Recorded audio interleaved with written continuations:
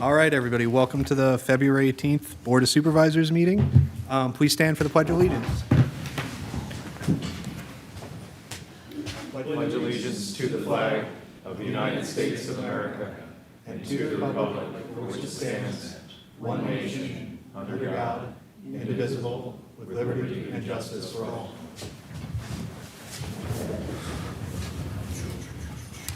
All right. We'll do roll call. Supervisor Coyle? Present. Supervisor Grenier? Here. Supervisor Ross is here. Supervisor Reese? Here. And Supervisor Lewis? Present. All right. All present and accounted for. Number 4, community announcements. We're going to have our best community announcer take the rear. Excellent. And this is a reminder, during this portion of the agenda, residents and youth organizations may call in to make a special announcement or contact the township at admin@lmt.org to request a special announcement to be added to the agenda. The Yardley Farmers Market will be at the Community Center, 1550 Oxford Valley Road. That's right down the street. The first and third Saturdays every month until April 2026 from 9 a.m. to 12 p.m. So if you're looking for artisanal foods, you definitely don't want to miss it. You want to be there. Again, Lower Makefield Community Center, 9 a.m. to 12, first and third Saturdays of every month. C, in partnership with the Trenton Area Soup Kitchen, Lower Makefield Township office will be collecting donations to assemble hygiene bags for adults, children, and females throughout the month of February and will be delivered in early March. For more information or view a list of donations needed, please visit, and there's a link there that you can click on if you'd like. D, the Lower Makefield Township Police Department invites you to apply for our Citizens Police Academy, a free, interactive program for LMT residents age 18 and older that gives community members a hands-on look at modern policing in Lower Makefield Township. For more information or how to apply, there's also a link there as well. Lower Makefield Township will be hosting a Red Cross blood drive on Friday, March 27th. That's coming up real soon, from 12 to 5 in the main meeting right here. So you just come right into this room. Again, it's 1100 Edgewood Road, Yardley.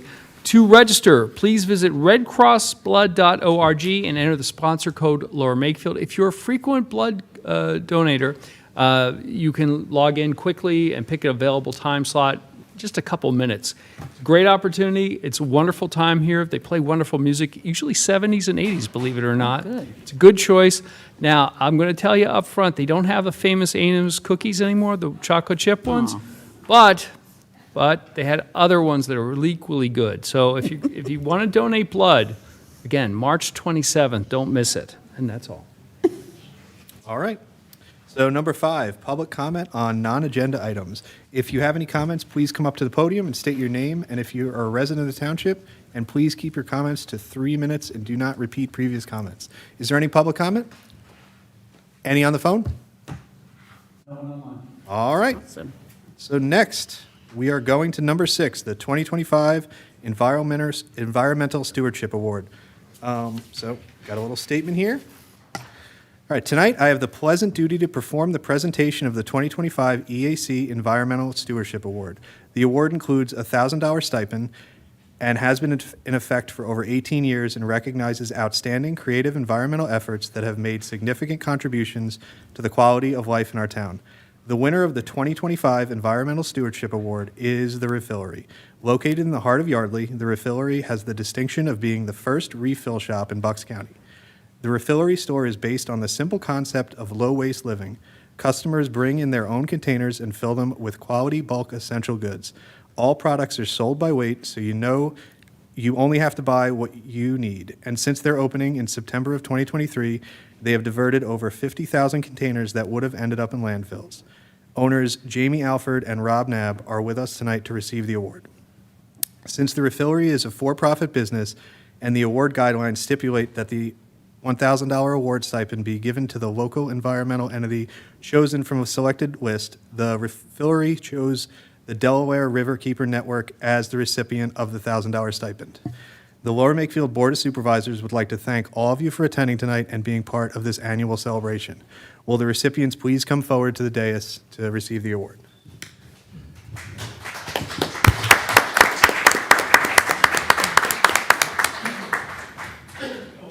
All the supervisors getting this as well, so.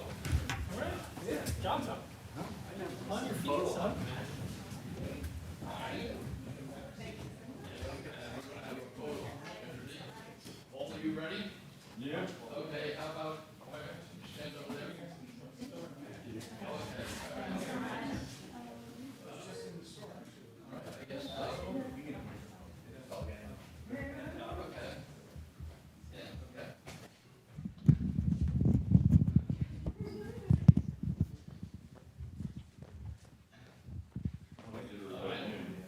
It's on? All right. All right, so here is your Environmental Stewardship Award. Congratulations.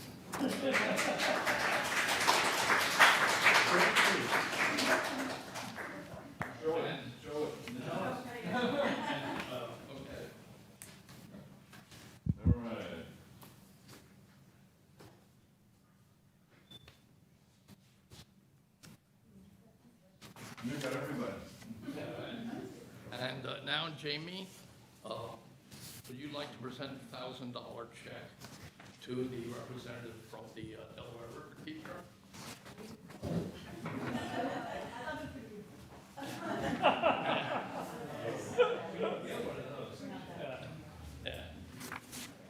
Be about 1,001.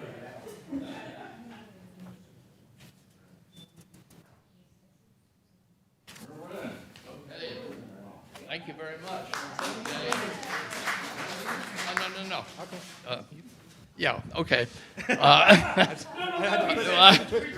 No, my comments will be very, very brief. This is the 18th year we've been doing this, and, the same basic ceremony every year. The way it actually works is some people in the audience might not exactly understand, but if the business chosen or the entity chosen is a for-profit, like the REFILLERY, in that case, they have to select from a list a nonprofit environmental concern in the area.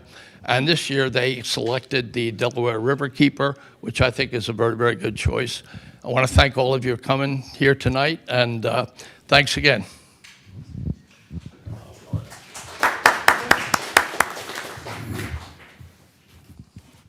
All right, well, congratulations to all the winners. And is there any public comment or anything on this? Oh, we got one.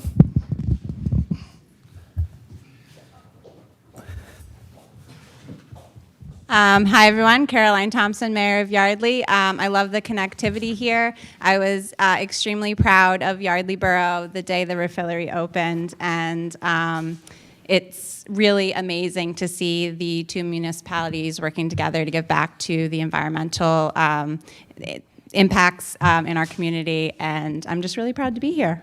Kudos.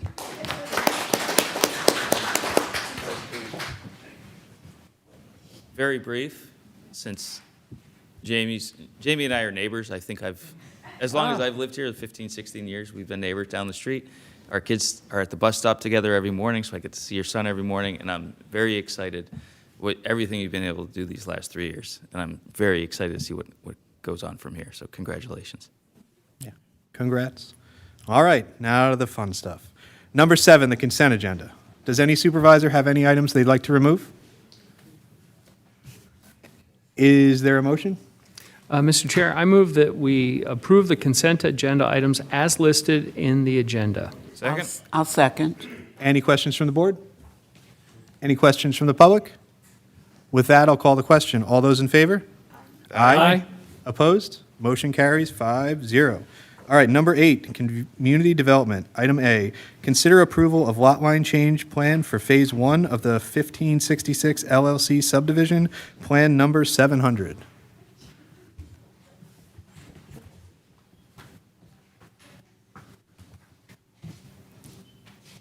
There's a little button right there. You click it. Once it's green, you're good to go. Great. Good evening. My name is John McShay here on behalf of 1566 LLC. To my left is Mr. Jerry Katzoff. I do have a copy of the proposed lot line change plan, a printout that I know we have a blow up for or a electronic version, but I could hand one out now for your convenience.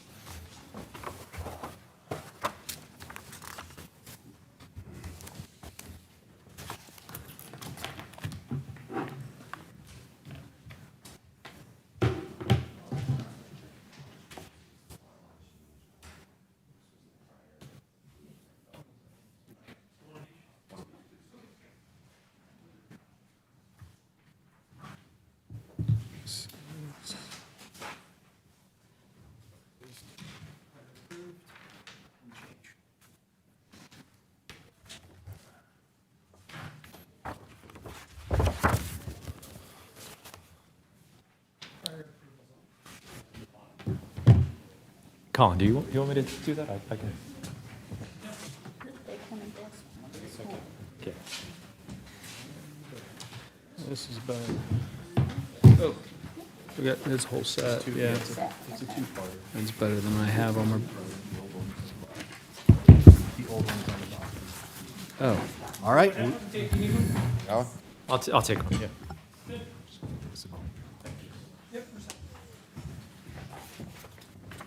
All right, we all got one? Great. So what I've passed up are, one is a copy of the lot line change plan. If you're looking at it, that's the plan with, has the pinked border area. That's the actual lot line change we're discussing tonight. I also passed up for your just reference a copy of the record plan, which is showing a subdivision and land development, which was approved by this board in October of 2023. The subdivision creates 6 lots on 1566 property, which will each be improved or developed with the new single-family home.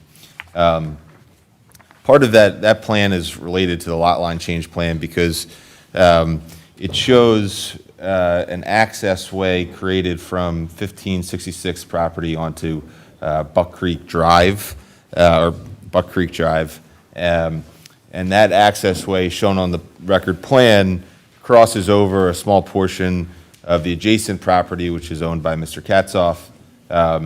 His property is not actually part of the development, and so as contemplated in the plan, to accomplish the creation of that access way, Mr. Katzoff is conveying that small portion of his property to 1566, and that's what this lot line change plan is achieving or allowing to happen. So if you're looking at the lot line change plan, the 14,000 square foot area, which is highlighted in pink, the kind of square shape towards the bottom corner of Mr. Katzoff property, that is what's being conveyed over to 1566 to again allow that access way from 1566, and the 4 of the new lots will provide access for those lots to Buck Creek Drive. That's really the relevant part of this plan. It's somewhat straightforward. We did receive a review letter from Kyle Turner. The letter didn't raise any issues whatsoever. What we discussed before the Planning Commission, and they did provide us a favorable recommendation, was that a lot of the information requested in Mr. Turner's letter is information that's provided on the record plan, on the approved subdivision land development plan. And so what we asked and discussed with the Planning Commission was that to the extent that any of those comments or information requested is already shown on the record plan, that we be granted a waiver to not have to put those again on the lot line change plan. But anything that isn't shown on the recorded land development plan, the 2023 plan, is a will comply. Okay. Yeah, I mean, do you want to make a motion first so we can get it started? Or- Rather ask questions. Sure. before I know Ar- the motion. Yep, no Do you problem. mind? That's okay. Welcome. Familiar with the plan from the land development phase of this project, from the original land development? I'm wondering if we have any residents here tonight. They were, a few years, I don't know, I don't recall if you've been the attorney the whole time, I apologize. It was probably Mr. Van Louvenet. Yes, Yeah. that's right. There was some very strong opposition to the land development initially, and then I'm just curious to see if there's been any response to the neighbors. In comparing, just looking at the plan sets at the scale, and my glasses may not be helping me here, I'm not going to lie. There are, in the general area, I'm not sure if they're at the same scale or not, I should have looked at that. In the general area of the lot line change, the pink hashed area, there's a stormwater management easement in there. There's, I think the woodland protection boundary is out of that, but not quite sure because it doesn't show up on this plan. Is there a plan set that shows the extent of the stormwater management easement in and the other features here for comparison? Likely in the final subdivision land development plan. I know Jim has portions of it, so Jim might be able to pull that up electronically. I don't have a printout with those. Okay. But Yeah, I'm just wondering if, for example, if you were to take the pink hatched area on the new plan, on the lot line plan change, and overlaid it on this one, because that's the original land development approval. Right. That's the other sheet. Right. What the overlay looks like, what area is included in there. the The new plan, You're probably going to have to get closer to your mic. sorry, the new plan is larger than It's a different plan scale. there. It's higher. And we're going to put the entry and the retention basin in that piece of plan as we proposed originally. Okay. And so you're going to, make sure I understood. So your entrance to the new development portion, not your property, because you're the man, I'll call it the manor home. The stone home with the pond is your house, right? From recollection. There's going to be an entrance, which is cul-de-sac, to the 6 lots?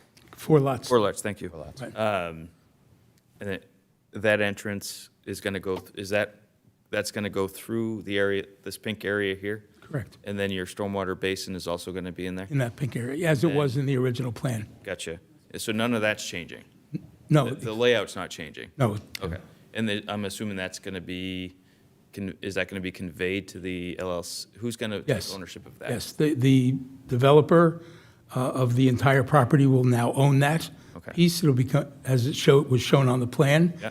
But there's some lien removals and things that have to happen first, which is why we're trying to do this now. I figured this was trying to clean up the. Yeah, exactly. that's- Nothing's changed from what you approved the Yeah, first time. it's a paperwork thing to Right, make, exactly. your property is going to be your property, your home, developers taking over all of this, Right. including the improvements and any long-term requirements for O&M on the basin and everything else, and it won't be tied to an easement that's over your property. Is that That's correct. Is that a good summary? That's a good summary. Great summary. Anything, did I miss anything? No? Accurate. Okay. That's what I thought. I'm good. May? Absolutely. So the amount of land that's looking to be conveyed is 1/3 of an acre. We're not going to have a follow-on application in like 3 months that says, well, actually, we're going to move the retention basin and this is going to be another home? No. No. Okay. That'd be nice, but no. Just checking. Just checking. There's a lot of 1/3 of an acre lots in Lower Makefield Township, and I wanted to make sure we're not trying to done with end the around houses, We're something. just waiting for sewers. Okay. Yeah. All right. Thank you. Is there, Jim, this may be a question for you or our engineer. Relative to the basin, are there any issues, when I look at the footprint, are there any issues with like access or maintenance of the basin? Or is it just going to be from that new entryway, it's right off the road, you're going to come off and do that way? They don't have to cross anyone's property or anything? That is correct. They would come right through the road. Okay, so and basin hasn't changed in size, all that other stuff? land No development's still changes. land It's development. simply a mathematical exercise to convey that one piece to the other one to effectuate the subdivision while they wait on the sewers to get up, Right. moving And the- forward. And the stormwater easement and any other types of easements, the road access easement, all that stuff, stay with the development, not with your house, so that it makes everything free and clear. Exactly, correct. I get you. Thank you. Any more board questions?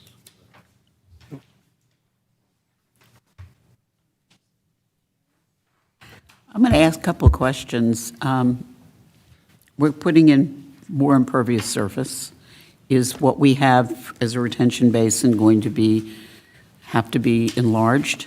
Are there trees there that we're losing? I don't know. Trees are proposed to be removed as part of this development.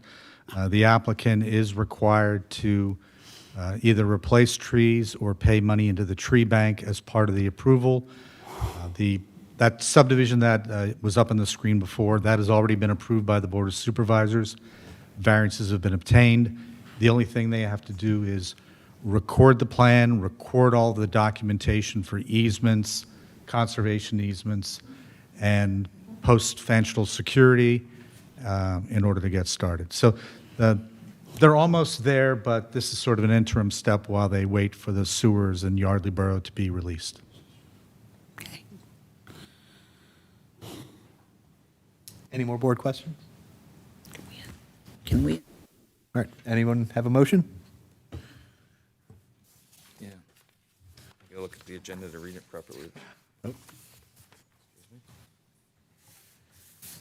I'll make a motion to approve the lot line change plan for Phase 1 of the 1566 LLZ subdivision, Plan Number 700. Seconded? All right, any questions from the board? I would just make sure that it's, you note that it's subject to any conditions that are outlined Yeah. in any of the respective review letters, just to make sure that that's clear. Would you like to revise your motion? I will amend my motion as, so here's my amended motion. I would like to make a motion to approve the lot line change plan for Phase 1 of the 1566 LLC subdivision, Plan Number 700, subject to all conditions of staff and engineering review. Seconded? All right. Is there any questions from the board? Any questions from the public? All right, with that, I'll call the question. All those in favor? Aye. Aye. Aye. Opposed? Motion carries 5-0. Thank you. Thank you very much. Thank you very much. All right, item B, consider authorizing the submission of the nomination of the Thomas Janey Historic Agricultural District, also known as Patterson Farm, for the inclusion on the Natural Registry of Historic Places. Mr. Chair, I'd like to make a motion to authorize the submission of the nomination of the Thomas Janey Historic Agricultural District, also known as Patterson Farm, for inclusion on the National Register of Historic Places. I'll second. All right, any questions from the board? How fast can we do it? That's all. I love it. Any questions from the public? All right, with that, I'll call the motion. All those in favor? Aye. Aye. Opposed? Motion carries 5-0. Thank you, Jim. So Jim gets out that easy? He was ready, too. He was ready. He was ready. All right, item 9, engineers report. Does anybody have any questions on the engineers report? All right, with that, I will move to 10. Finance. We have A, update on audited financial statement for the year end December 31st, 2024 and 2025 fiscal year closeout and audit. And we have Mega. Hello. All right, you're up. Give me 2 seconds to plug this on. Well, you got to see if it starts flashing. That's the real question.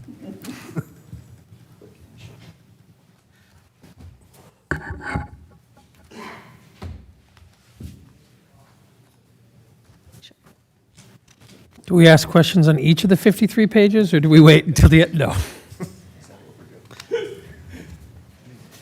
This is more of a summary, right, Mega? Well, there's a presentation. I'll try I to know, move as I know. fast as I can. I don't know why it's not working. Let's see. Try to unplug. There we go. Yeah, just wait till it's solid white, and then should be flashing. And then, Oh, here we go.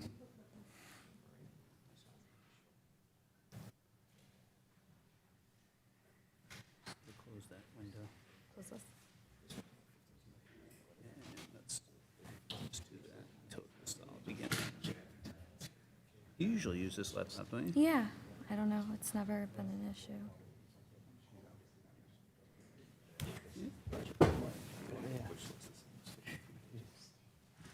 You know what, I think Jim had it on.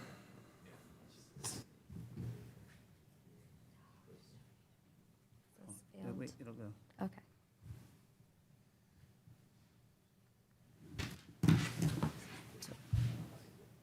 Connection failed. Shut it again with the base unit. Pull it out again. Do it one more time. Sure. You back in? Yep.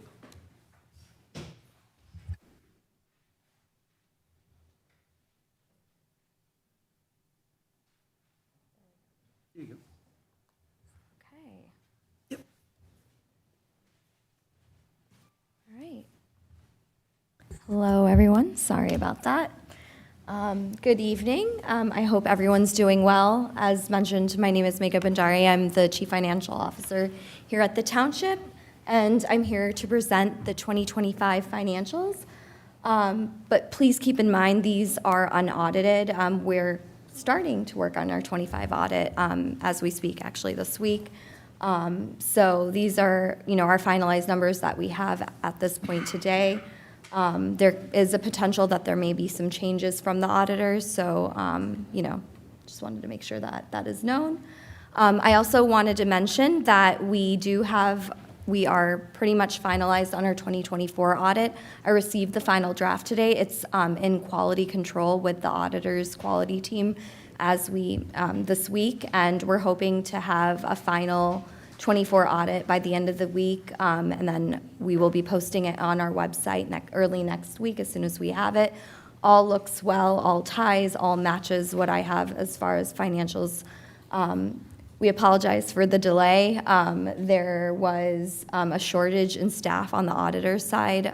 It's very common right now from a municipality standpoint, and so there were limited auditors, and that's what really caused the delay for us for 24. But I am happy to announce that we are already working on our 25 audit. We're starting to upload all of our financial documents and statements, and we are being promised that this will be more timely and we'll be able to have everything finished in a timely manner, and all of our postings for the DCED posted on time as well. So we're very optimistic about that.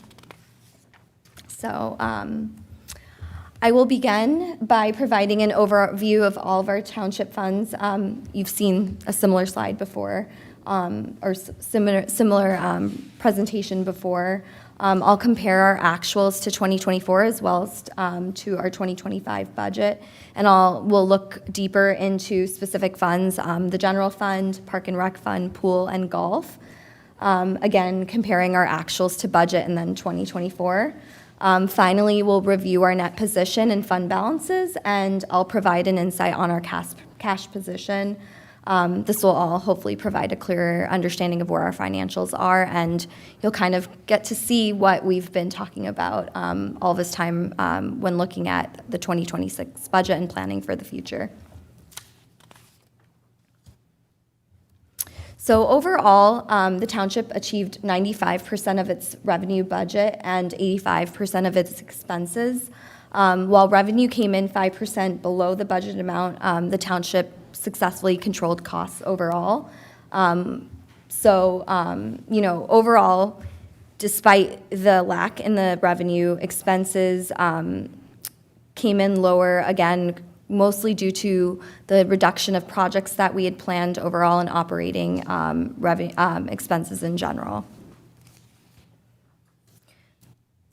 As far as 25 compared to 24, revenue increased by 13% year over year, and spending actually increased by 17% year over year. Again, a lot of this was planned. If you look at our budget overall, we came in better. We planned quite a few more projects year over year. There were some changes from a staffing perspective and just operating expenses in general. Most of the increases in revenue that we did have year over year was related to our trust fund. So we had an increase in some of our market value and increase in our interests on that end. We had outperformance on the golf side. So our golf course exceeded revenue 2024 over 25, or 25 over 24. We did increase our millage. I wanted to remind everyone in our road improvement fund year over year. So we had a 2% increase in millage, or 2-point increase in millage year over year. Our cost increases really were due to year over year salary increases and wage increases, fixed costs overall that increased year over year. And then again, as mentioned, we had some capital projects and such that we had planned and successfully completed compared to 2024. Looking at the general fund, which is our operating fund for day-to-day revenues and expenditures, in 2025, we came very close to meeting its revenue target. Like I mentioned before, we achieved 95% of the budgeted amount. Most of the revenue categories met or exceeded expectation. Some of the highlights are charges for services, so that's our land development and zoning fees. That came in 44% over budget. Transfer taxes, which exceeded projections by 12%. Most of this was due to the Wright Farm transfer. And then We also had an increase in some of our local service tax revenue and our fines and forfeitures, which was over 7% above budget.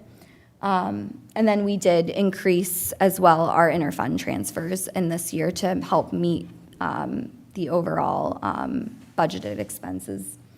On the expense side, the township ended the year at 99% of the budgeted amount. Again, we were slightly below projections. Throughout the year, the township remained focused on cost reductions, and that's something we're looking at consistently in the future as well, and we're trying to prioritize that. 25 to over 24, the township experienced a 2% increase in revenue. Again, a lot of that was the charges for services that I had mentioned before, which is the land development and zoning fees. We had some increase in the public safety revenue, primarily related to the special police services income that we receive. There was a rise in electrical and mechanical permit revenue. And then again, the real estate transfer revenue, which we received increase in. We also increased our interfund transfer, again, from the LMT Trust to help with the expenses and the operating costs that we had in the general fund. As far as Parks and Rec, as everyone knows, there's several different funds actually that operate within the Recreation Fund. They support the township's recreational programs, including summer camp. There's the Park Fee in Lieu of Fund, which utilizes payments made by developers in lieu of dedicating land for public recreational facilities, and the Park and Recreation Capital Fund that we have dedicated to capital projects that we've been trying to increase funding for.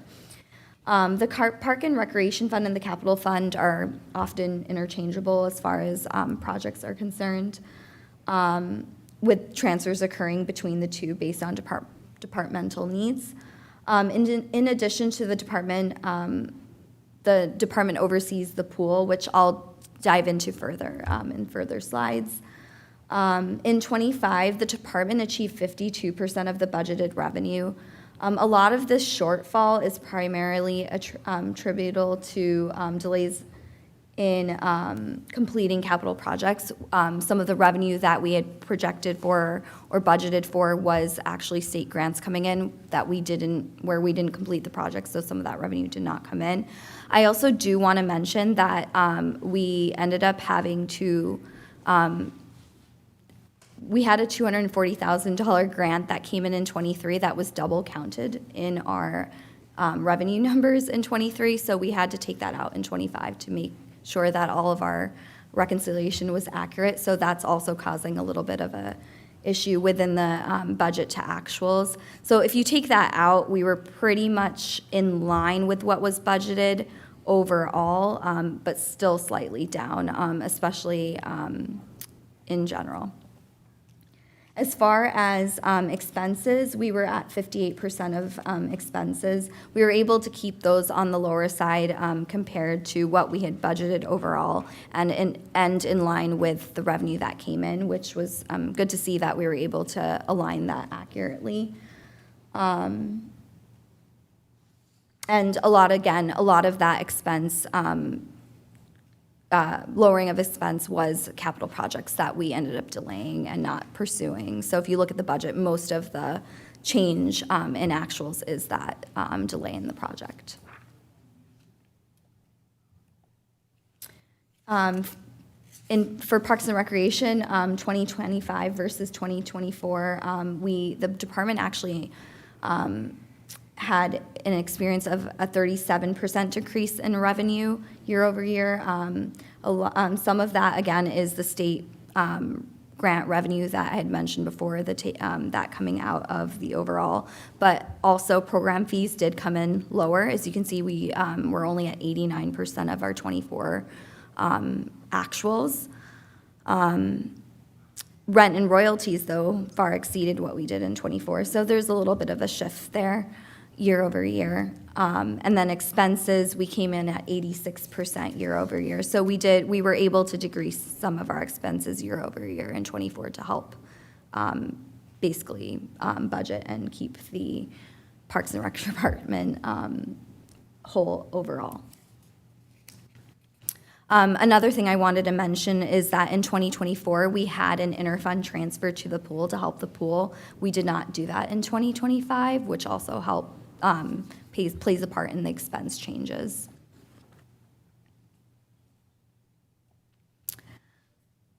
So from the pool standpoint, as many of you know, the township owns a community pool, and the Parks and Recreation Department is responsible for managing it. Running a pool requires significant maintenance, time, and financial resources. Over the past few years, pool memberships have obviously and unfortunately declined. Again, largely a lot of that has been since COVID, where quite a few folks in the community have either built their own pools or just have stopped coming. And that's caused, obviously, a decrease in membership fees. Also, there was no discount period, which was a selling point in the past, which was necessary to recover some of the rising costs. We have, as you guys know, in 2026, looked at those membership fees and are hopeful that that'll help increase some of that in the future. In 2025, pool revenue reached 95% of the budgeted amount. Despite the efforts to increase membership through adjusted pricing and promotional incentives, we fell short of our projections. It's important to note that the 25 actuals are also slightly inflated, as the board approved at the budget during our 2026 budget that we would be able to pre-sell some of our 2026 memberships in 2025, December of 2025, to push some sales for, the end of year and for the holidays as presents or, a gift to some of the folks in the community. So again, with that in place, overall, unfortunately, our membership fees have really decreased. Do you know if that's been successful yet? Have we gotten numbers? I know it's still early, but. It is still early. It's been semi-successful. We've seen somewhat of an increase, but it's really hard to tell because we don't have a comparison at this point. And again, it is very early. We are watching it, though, to see if there's any gain. But again, as I mentioned, a little bit of the December sales or the 25 sales are 26, so we have to kind of wait to see what that looks like. When does that go till? It's the February period 13th, was- yeah. Yeah, it's It over it now. ended, ended on Yes. Friday. You'll be happy to know that my wife took advantage of the early discount to I sign did up. as well, so. Good on you. Okay, on the expense side, the pool came in at 91% of budget. And I'll go more into, the cash side of this in a little bit, but, they were able to come in higher from a revenue standpoint overall and lower on the expense side, but unfortunately, because of year over year of the opposite, there is a cash issue, which we've discussed during the 2026 budget process. And I'll go more into that later, but I just did want to bring that up. Looking at year over year, the pool saw a 13% decrease in revenue, and then on the expense side, we also saw a decrease in line with, the revenues coming in. But as I mentioned, we've had negative cash balances, so we're still in the negative going into 26. I also did want to mention, because it's the pool fund, depreciation is usually recognized at the end of the year. So you'll see that 2024 has depreciation, 25 doesn't. We usually are not able to calculate that cost of depreciation until we have the audit in place, just because we're still working through the fixed assets and all of that. But we didn't want to delay this presentation. So just note that that's going to be in here as well. So in addition to the pool, the township also owns a golf course. As you know, that's managed by Experienced Management Company, Spirit Golf Management. It primarily operates out of the golf fund, but we also have two separate funds that that are connected to the golf fund. We have the Golf Bond Repayment Fund and the Golf Capital Projects Fund. Again, separate, fully under the township, and then as funds, but also a part of it as well, just because of the funding. In 2025, the golf course exceeded its revenue by 11%. Both participation and food and beverage sales were performed well year over year. We also had an increase in interest just because, the fund balance overall was good. I do want to note, we did have, our $755,000 interfund transfer, so that was planned. $455,000 was allocated to the general fund as planned, $75,000 to the golf bond repayment, and $225,000 to the golf capital projects fund. And Mega, I'm sorry, those transfers are included in the expense summary at the top? Correct. So top line after the interfund transfers? Thank you. Correct. Yep. So even with these transfers, the golf generated a profit of $588,924 in 2025. Again, I wanted to make note that this the 25 does not include depreciation, which is included in 24. That'll be calculated soon. Have they given you a look ahead yet for like their capital improvement plan? Because that's a several million-dollar plan that will make these profits go away, essentially. So we're just trying to look at how as we go through the budgeting process later this year, understand what their look ahead might be. Yeah, I mean, again, as we've talked about this, I mean, the reality is the extent of capital improvements, which again, you have a 20-year-old asset at this point, are likely going to require debt service. You're not going to pay go those. You're not going to be in a position to pay go. I don't know that any course would be in the position to do pay-go as it relates to the extent of things that need to be done after 20 years of in existence. Yeah, it just there were many years where they didn't do anything, and now they want to do everything after we've paid off. Sure, no, I understand. But that's a cost of ownership thing that we have to understand. How willing we are to do all of these special projects that they want to do, or do we want to take that more holistic look at possibly redesigning the golf course so that we don't have this problem every 10, 15 years because stuff is breaking because it was poorly designed in the first place. Sure. I mean, we can talk about approaches. But we do have obviously short of a redesign, we have some large scale sort of foundational improvements. So, an irrigation system, for example, is you need water for a golf course. So, but again, to your point, if there's other ways to address that and create, sort of improve sustainability as we're trying to address those needs, those are all things that we should have discussions about. Yes. So like spending $700,000-800,000 on a pond that's on top of a hill that will forever leak. Sure. And just is the gift that keeps on giving. That's what I hope we can address over the next couple of years or so.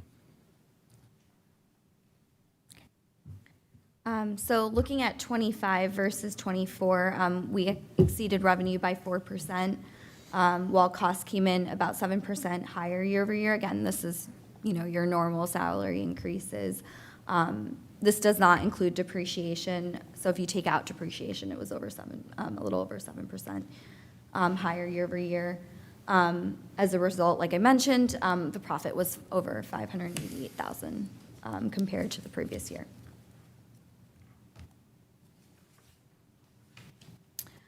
This is just a quick update, and I'm sorry it's very small, on our capital projects for 2025. We planned over $10 million in capital projects in 2025. Many were delayed or to 26 and beyond, while others started later. So as you can see, our actual spend for 2025 ended up being almost half of what we anticipated, almost $5.2 million. We had some grant funding budgeted. Some of it came in based on whether dependent on what, if the grant was finalized or the projects were done. And those, if they were, the reimbursements came in, and then we have others anticipated to come in the rest this year as we finish off those projects. Some highlights, the bar renovation at the golf course. We replaced some pool filters that were in dire need of replacement. We had a heater replacement. We completed most of the Cardinal Court repairs. We had some buy-ins of public work vehicles as well as leases of public work vehicles. We completed the Big Oak Pine Grove intersection improvement, and we almost fully completed the Highland Drive project, which now is completed in this year. And then one of the biggest projects we had was the road improvement project, which will continue year over year with the millage that's dedicated to that. Just wanted to highlight a few of those. So in local government, we typically assess our financial health by examining our fund balances and which are used to account for activities primarily supported by taxes, grants, and similar revenue sources, and ending net position for proprietary funds, which are used for business-like activities, including business interactions. Overall, our preliminary ending fund balances and net position in '25 are higher than in '24, as well as our '25 budget. Most of this is honestly attributed to our LMT Sewer Trust and the delay in projects that we had planned year over year. I also do want to mention, I don't know if I should, but some of the '25 budgeted fund balances were not accurate going in. There was an issue with the way they were calculating from '24 into '25. So it is a little bit hard to compare your budget from a fund balance perspective to your actuals. That's all been fixed now, and moving forward, you should see an accurate fund balances, which I will be giving you monthly, quarterly, as you need. Unfortunately, as you can see, the Parks and Recreation Fund, although it performed better year over year, it's in the negative from a '25 actuals perspective. We're hopeful that'll increase moving forward. As you can see in '24, it was already in the negative, so we had to make up for that negative plus in '25. I also wanted to mention, although the community pool's net position is positive, its cash balance is in the negative. The reason the net position is showing positive is because of our assets that contributes to the net position. But as of January, we were about $100,000 in the negative from a cash balance perspective for the pool. Again, we're going to continue to look at these fund balances, make sure we're making the best decisions we can, and also, watching and addressing these things in the '26 actuals. As you know, we have some budgeted transfers in '26 that we're looking at and watching to make sure that we're doing that, moving them over so that we can catch some of these negatives before they happen. Lastly, I just wanted to share our ending cash balances and allocations from a bank perspective. As mentioned, we have diversified our cash, which has helped us earn more interest revenue. Overall cash balances are stable. And as all of you know, a significant portion of our cash is the Sewer Sale Trust investment fund that we have, and then we also have a bond fund where we have an account balance as well, which we should try to spend the rest of that this year so that we avoid exceeding the arbitrage restriction period. Okay, so just a quick slide on what to expect in '26. So this year we're really focused on cost reduction and increasing our revenue resources. Sorry, did you say that we have $29 million that we have to spend this year? No. Merry Christmas. No. Yeah. Like, wait a minute, what? No. So Yeah, the township issued debt in 2016. Yes. And it issued general obligation debt. And so the typical, when you issue tax exempt debt, there's an expectation of Yes. spend over a reasonable period of time. So And that's you the can't approximately 2.8 million. That is correct. So essentially, that has been allocated in the 2026. Perfectly, nope, thank you. I was like, wait a minute. 29, what is happening? Thank you. So what to expect, as mentioned, we would like to start our 27 budget process a little bit earlier. We're looking to do some more, some budget seminars to kind of talk more about revenue, and are hopeful some of the public will attend, just to be more transparent this year and make sure that we address all these, some of the shortcomings that we have. Any questions? Yeah, so just if I could just sort of summarize and focus, I mean, obviously, that was a lot of information. We'll share that presentation with you. But as we've talked about, you know, our primary concern or challenge really relates to our primary operating account, our general fund. And so I just want to make sure that we have, that doesn't get lost in sort of all of this information. So despite revenues being only slightly under budget at roughly $89,000 in 2025, and in expenses being roughly $168,500 under budget. So both revenues were slightly under budget, expenses were a little bit, had a little bit better performance in terms of budget. Operating expenses in 2025 compared to operating revenues,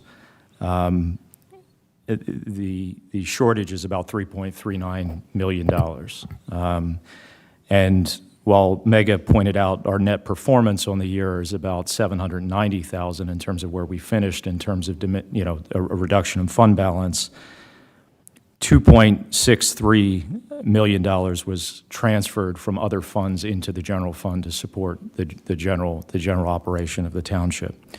One of those transfers was a transfer from the sewer fund of $1 million, which, as we know, we're not in the sanitary business at this point. So that essentially is a non-reoccurring transfer. That's not something that we can, you know, bank on moving forward.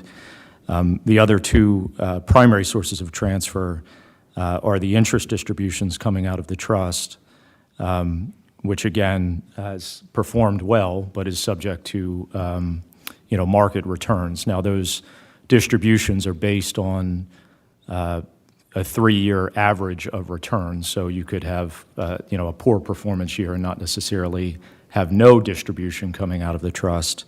But there is some, you know, volatility or potential variability in that issue. And then the $455,000 coming out of the golf fund. So again, I think as we've been talking about, as we've seen through, you know, multiple presentations, whether they're internal or through the strategic management planning program process that we went through the Pennsylvania Department of Community and Economic Development, we are going to have to address our revenues in some fashion. Again, there's very little discretionary spending in a municipal budget. So when we're talking about, you know, making up, again, if it's, you know, 3.39 million, revenues are generally flat, and so that's going to be something that we're going to have to address. So I just wanted to, again, that was a lot, but focus it back to our primary operating account, which is our general fund, that we're going to have to work hard to try to figure out a solution to that puzzle as we move forward. So One other thing along that line is, I know the audit, we'll probably get that soon, is going through our unfunded pension liability, OPEB, all those other things. Right now, those are relative, according to our last discussion, we're within reasonable limits, but those are certainly potentially things we also need to plan for as well. So I think there's nothing wrong with going through and saying, hey, we have some financial issues to work through and figure out a source and agree on the operating funding issue has been a known issue for a while. It's one that municipalities throughout Bucks County face because we haven't had a reassessment since 1972. So our caps are 5 times more restrictive than, say, Montgomery County. So yes, it's certainly something we need to keep pushing on. Any other? Thank you very much for the report. Is there any more questions or comments? It's very thorough, so I appreciate it. Thank you. It was long. And you're going to be emailing us and posting a copy of Yes, that? we'll- Yeah, we can do that, yep. Glasses weren't strong. Is there any public comment on this? All right, with that, thank you very much. Thank you. All right, we'll move on to item 11, Manager's Report. Thank you, Mr. Chair, members of the board. A couple items for you this evening. Just before I get into the listed items, I know Supervisor Grenier had said, when can we expect the listing, I guess, of the, or potential listing of the Thomas Janney Agricultural Historic District on the National Register?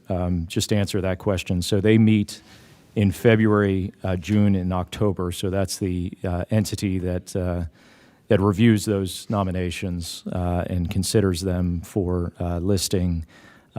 Based on the information we are getting from the Historic Commission, they believe it could be at that February of 2027 meeting. So just so you have an understanding, and there's some expectation in terms of That's timing. 12 months from now, correct? That's essentially 12 months from Thank now, you. yes. Yeah. Not February 2026. Yes, February 2027, yes, that is correct, yes, yeah. So we've missed the February meeting. We'll make the submission consistent with your action probably within the next day or so. Again, they're contemplating some, there's the typical review process, and then they expect some back and forth in terms of perhaps additional information or supplemental submissions, but. Would an advocacy letter from the board help at all? A strongly worded advocacy letter. Yeah, I mean, we can try to push and see what we can do. But again, we're in a position to submit it probably tomorrow. So the submission should occur tomorrow, and we'll see what happens. Yeah, absolutely. So the first item that I have again is on a topic that we've been discussing for a number of meetings. It's related to billing and payment collection services associated with the recently levied stormwater utility fee. I mentioned, I think, before, and just for recap, we're talking to a number of providers on this, again, for billing and payment collection services. We ultimately received 2 proposals. So we received a proposal from AMS and an entity in which our elected tax collector established an LLC entity. And then we also received a proposal from COSTARS.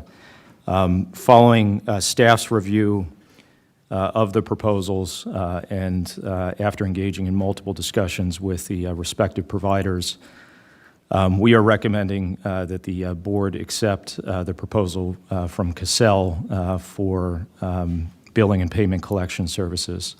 The basis for this recommendation are as follows. The total cost of the COSTARS proposal is less than the proposal from AMS and LMT SWMB LLC. From our perspective in evaluating the underlying software systems, the COSTARS software system is more modern and intuitive for both customers and internal staff use. The provider, COSTARS, also has general familiarity with the collection of stormwater utility fees in Pennsylvania. They currently collect for a number. I did send an email today noting that they collect for, I just noted 4 of their customers where they're providing a similar service. The importance of that, obviously, is again, familiarity with the subject matter and interface with ratepayers from a customer service standpoint. And so those form, the basis of the recommendation. Just from a cost perspective, again, we provided in your packet a summary of cost.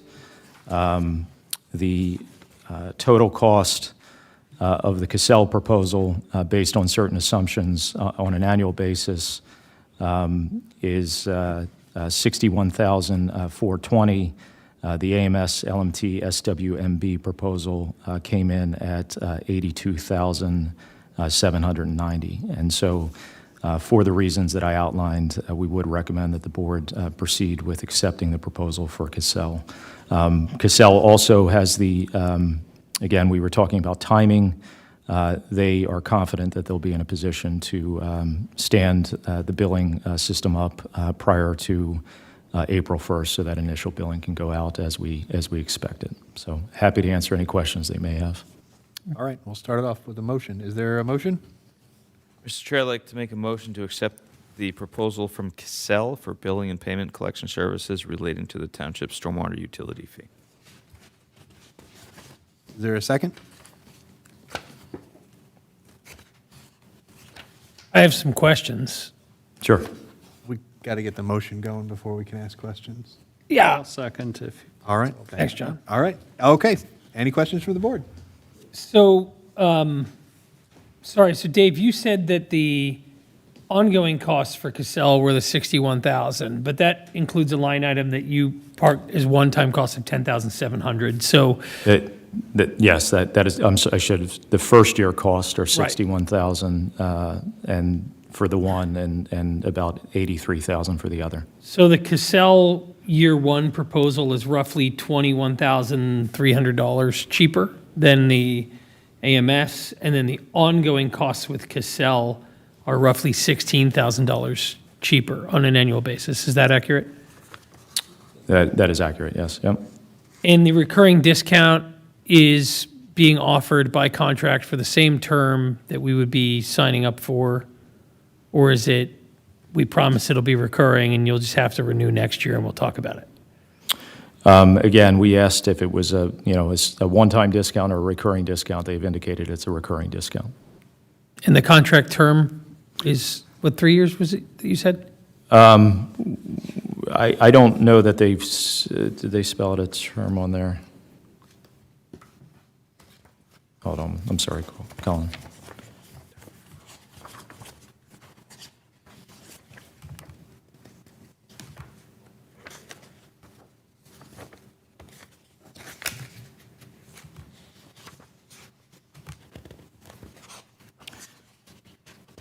Yeah, I don't know if the 3 years was a function of what the one provider priced, but let me just. I could have been fabricating the 3 years. You may not have. Well, no, there was pricing on the combined sheet that was reflecting pricing for a 3-year period of time. In terms of a contractual period, though, I don't believe there is a set term of contract. At least we don't have that currently. Could we, can I ask a question? Please, yeah, no, those were my questions. Thank you. Well, to that end, and I'm a T's and C's guy when it comes to contract.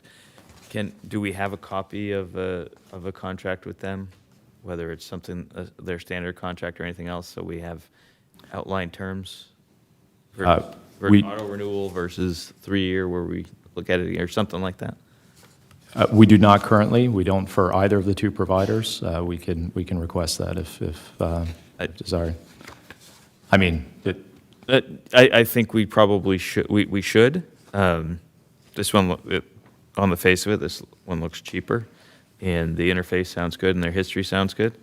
But devil's always in the details with contracts, I guess.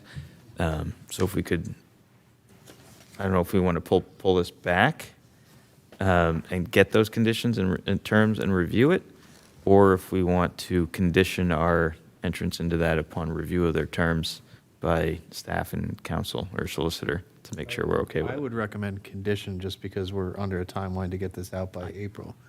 I could go either way. I'm throwing the options out there. Yeah, I mean, if you're comfortable with that, I mean, the chair is right. We are sort of compressed with time here. I've got one question. Let's say we do this, we have a contract, and the state Supreme Court comes back and says, no, this is a tax. How tied up are we with this? That's Well, again, definitely a concern. that determination it'll have a revenue impact, Obviously. but it would not affect, I think, the legality of the underlying fee. So Well, in if they terms say of, the fee is a tax, will be above our maximum. We won't? No. Okay. no, I mean, I don't, I mean, again, it wouldn't be considered a general purpose tax. I mean, yeah, you can It's in weigh the in second on- class on It would tax. just this come if down it's to who's allowed. actually subject to paying it. Right. There's also, I mean, yes, to Okay. Supervisor Grenier's point, there's also a specific allowance, explicit allowance that's in the second-class township code that permits a second-class township to levy a stormwater utility fee. So, again, it is really subject to who is subject to the fee as opposed to the overall sort of permissibility or constitutionality of the fee itself. Right. I could change my motion to condition. How would I do that? So you'd amend your motion, and as the seconder, I would accept your motion. So the conditions you'd want to add is solicitor and staff review of terms and conditions, length of contract, and performance clauses. So moved. All right. So I agree to that. All right. Just said, can I ask a few questions if I can? So did staff make a decision on charging a fee for e-check customers or no?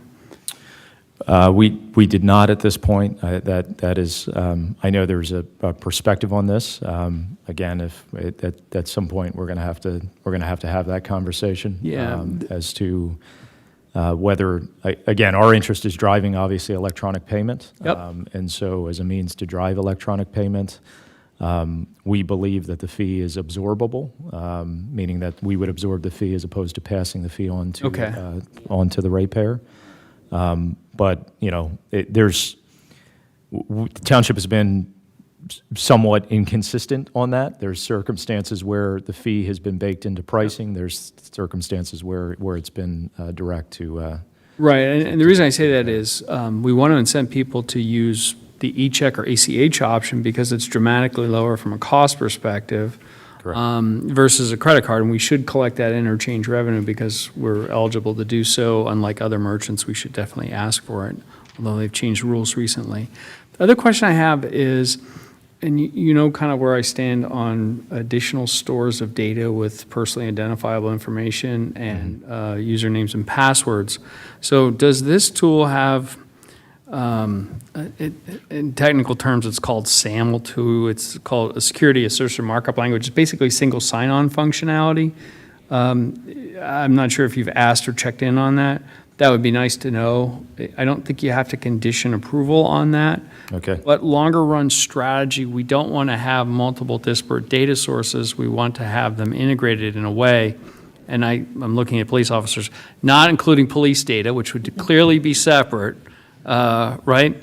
But I'm talking about all of your interactions, like whether it's tax payments, your community pass for your pool, which, by the way, never too late to sign up for the pool, all that in a single sign-on environment so the person can log in once and get access to things, even if the UI or user interface is not the same between the different functions. It just reduces cost and times and call time, which is my big worry. So that, and there wasn't any specs around the UI. And again, I'm not going to condition anything on it, but I would say if you could just send us some screen caps or a chance to, if there's a sample login, it would be worth taking a look at. Okay. So those are my two questions. Okay. I think they're entirely survivable given where we're at time-wise, but it gets to where you always are thinking, where should stuff go long run? So sometimes you have to make sequentially rational decisions that aren't optimal, but you have to think, okay, how do we get closer to where we want to be on some of this? So that's why I'm kind of pushing a little bit on. Yeah, no, and I think those are good, considerations that you've obviously raised, in the past. Again, you're much more technical in this area Sorry. than I am. However, we are looking at, overall integration and sort of single sign-on sort of environments. Some of those, to your point, in terms of having to make, decisions and then, potentially reevaluate, we wouldn't be in a position to, for example, we have a relationship with OpenGov. OpenGov has a utility billing software program. A little bit different than what we're talking about here in terms of, OpenGov's not going to provide, for example, the customer service aspect associated with collection.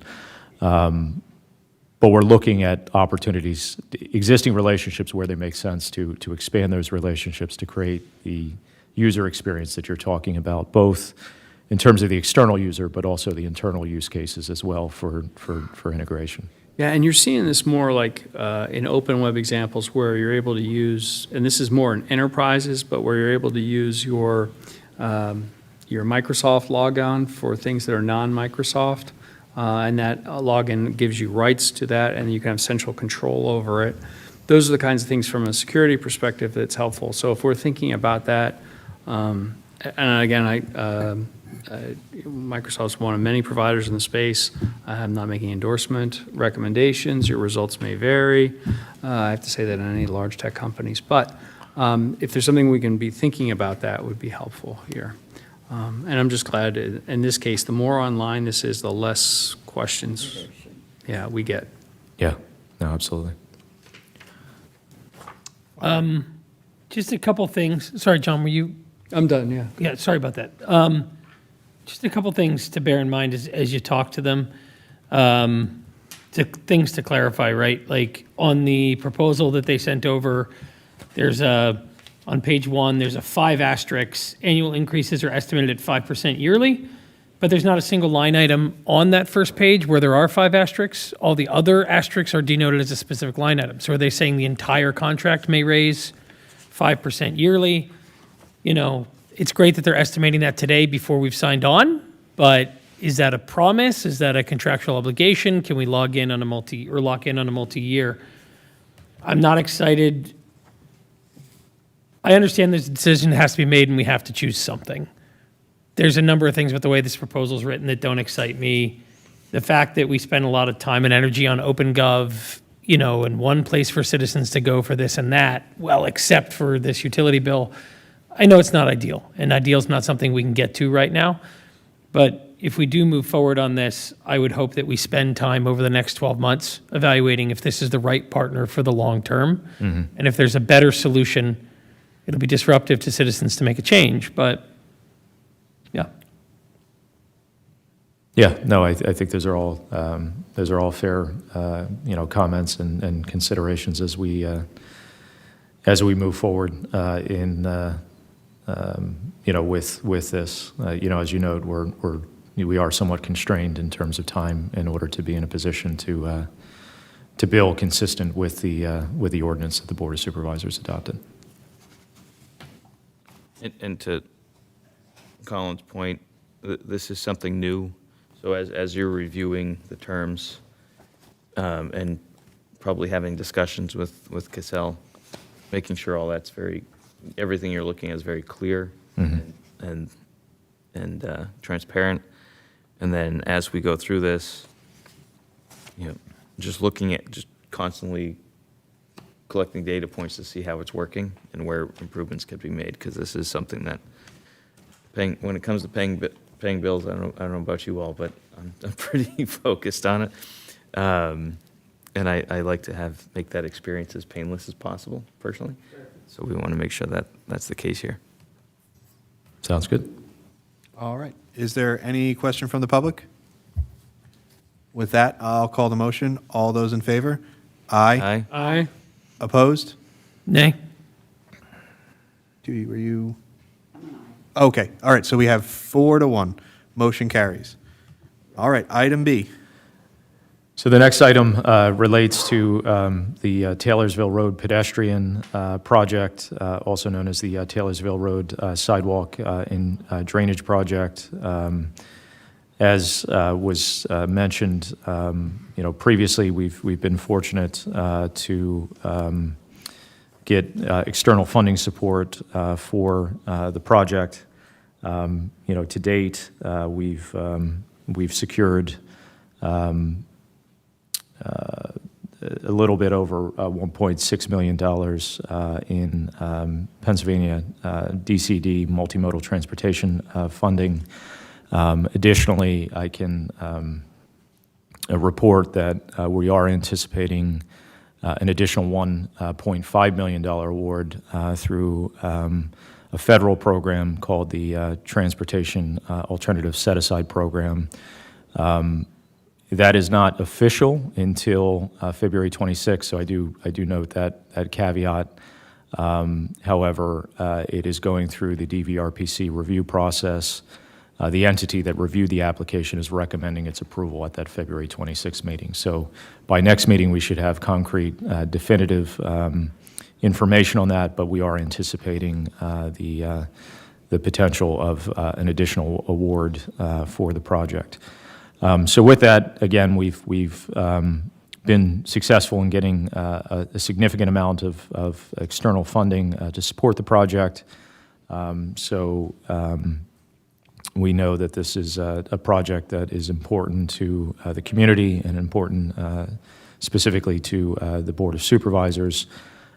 So we had requested proposals from both our existing engineering consultants, HRG and Pannoni.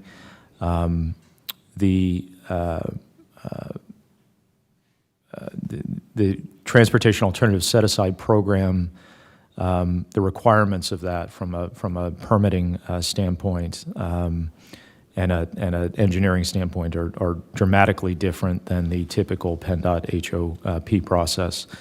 As I noted in an email that I had sent to you today, when we had received the scope from HRG, they inadvertently scoped it as if it was going through the traditional PennDOT highway occupancy process and didn't really contemplate the Transportation Alternative Set-Aside Program and the associated requirements associated with that program. So,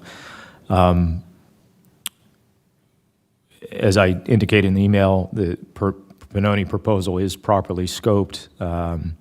We are comfortable with the Pannoni proposal based on the extent of their experience with TASA program projects. They've successfully implemented similar projects through the program. So that is before you for your potential consideration. I did request HRG to rescope. However, I don't have the HRG proposal at this point back before you. So the question really before the board at this point is, a desire to proceed with the information we have now, which again we're comfortable with, or whether you would want to wait for that rescope proposal. So, Were any of the two original proposals apples to apples? Or any portions of them that you could tell from the staff review? I mean, there surely are elements of them that are going to be the same, but it was like an apples to pineapples, comparison, quite frankly. And the reason for my question, as you can probably anticipate, is there anything that would indicate that HRG would come back significantly less than Pannoni based on how, I know they didn't scope it correctly, so we're giving them a second, we'll stick with apples, giving them a second bite at the apple, so to speak, to try and correct the mistake, right? But at the same time, clearly, I think it's pretty clear that Pannoni has experience doing this type of work, very specifically with PennDOT. I know them as a PennDOT contractor, so I know they understand PennDOT. But I'm wondering if there's would you anticipate any cost savings if we waited? And I don't want to wait, I'm just... Yeah, it would be. I don't definitively know that. I mean, I would note that the Pannoni proposal is a T&M proposal, so it's going to be based on based on actual work that's performed as opposed to the estimate that's contained in the proposal. The Pannoni proposal, and again, just to, as I noted in the email, in terms of percentage of engineering costs relative to overall project cost, is generally consistent with those that are going through the TASA program. Again, as you saw in the Pannoni proposal, there's 26 tasks, all of which require separate agency reviews, back and forth, multiple submissions, all of that. CMS is a big deal, yeah. So it is not, it's not, yes, we're getting $1.5 million, but there's strings and process requirements associated with that. Our, perspective though is if you look at it and say, the additional process cost is, I don't know, $425,000 more than what is typical in terms of a typical PennDOT HOP process, you're still netting $1 million to $1.1 million of additional funding that you're getting in order to proceed with the project. So, and we've had, the township has had similar experiences through the TASA program in the past. So it's not atypical for it to be at 20% of a project cost that's going through TASA. And I'll say personally, the board members that have been here for, well, John especially, have heard me say this more than once over the years. I don't always, nothing, and this has nothing to do with HRG, so don't think it has anything to do with you guys. Historically, I don't love having our municipal engineer be our design engineer for projects. I like having our municipal engineer be the eyes and ears and the oversight, the QA, QC, because I think we've had, well, I know we've had projects over the years where the municipal engineer has done the work and there's been no one there to oversee their, kind of look over their work, and there's been issues, multiple issues, past engineering firms, not present company excluded. So it's just another way to protect against that too.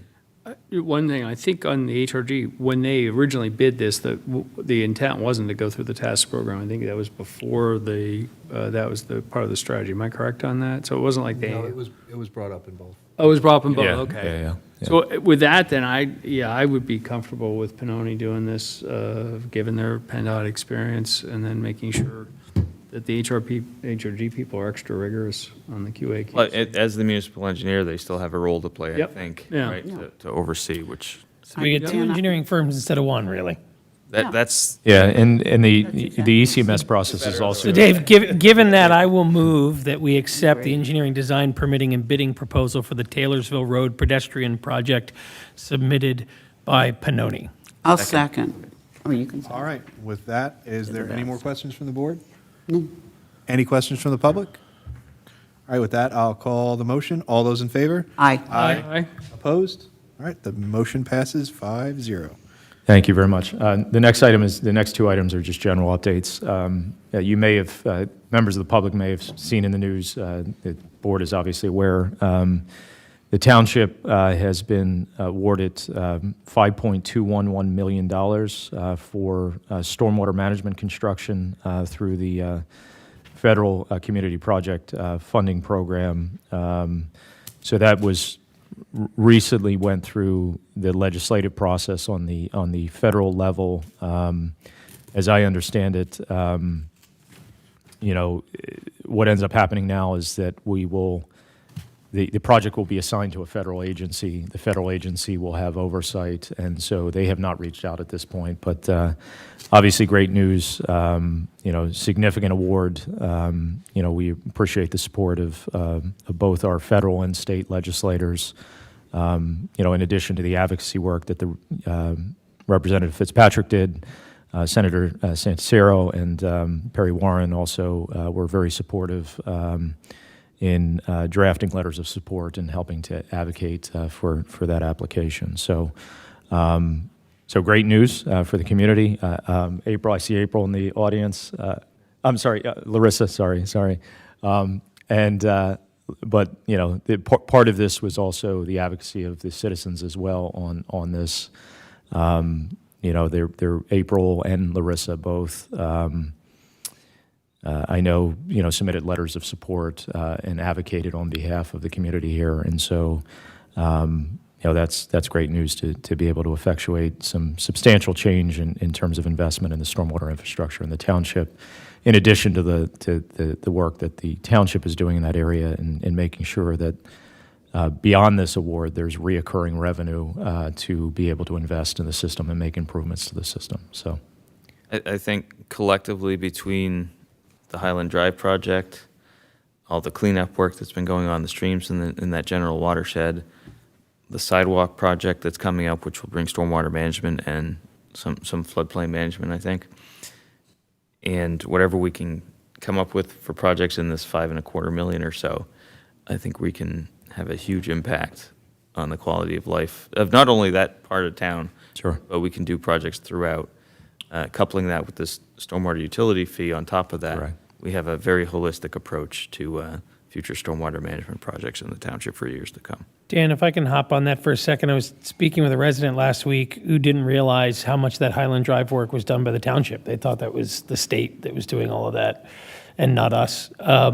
So I'd recommend that as we move forward with projects here, we look at putting some signage up, your tax dollars at work. Yeah, I know everyone in that neighborhood knew who was doing it. Yeah, But yeah, no, I agree. Let people know what's going on as much as we can. I think communicating that is important. Does that mean we have to schedule ribbon cuttings now for every stormwater management feature that? We get some big sisters in the Oh, we do. I just want to see John run around the township with a shovel. Everywhere. John. First shovel. For show, yeah. Everybody who's had a wet basement will be thrilled Yeah. for ribbon cutting. Yeah. I know some, folks have just so, in the interest of public discourse, have said, well, if you're getting this, do you need to do the stormwater utility fee? My response has been, obviously our obligations go, well beyond, $5.2 million. And so while $5.2 million is a significant sum of money, as we've talked about, it's a utility system that needs a reoccurring source in order to support it. And so I've said, I'm hopeful that, the improvements that are made enable us to, create rate stability moving forward as opposed to absolving the requirement for this. So just in the event anybody's asking that question in their head, is there anything that could be done? Please know that our monetary obligations and our regulatory obligations from a dollar standpoint well exceed even the significant award that's coming through this funding program. And we can do other projects that aren't That is correct. Yep. stormwater utility based. Correct. That have a great improvement effect. So, and then just the next item, just as an update for the public, the SR 332 Stony Hill Road, Edgewood Village Integrated Master Plan that the township is undertaking is kicked off. The initial kickoff meeting was held on January the 29th. The next meeting is scheduled for March the 5th at 5 p.m. Here at the township. And then in March or April, we'll be looking to, date to be determined, but looking to do some community-based workshops to talk about some of the issues and try to assess some of the community's desires and ambitions and goals for that general area of the township. So more to come on that one. All right, thank you. All right, item 12, the January 2026 monthly police report. To invite up our amazing Chief Kelly.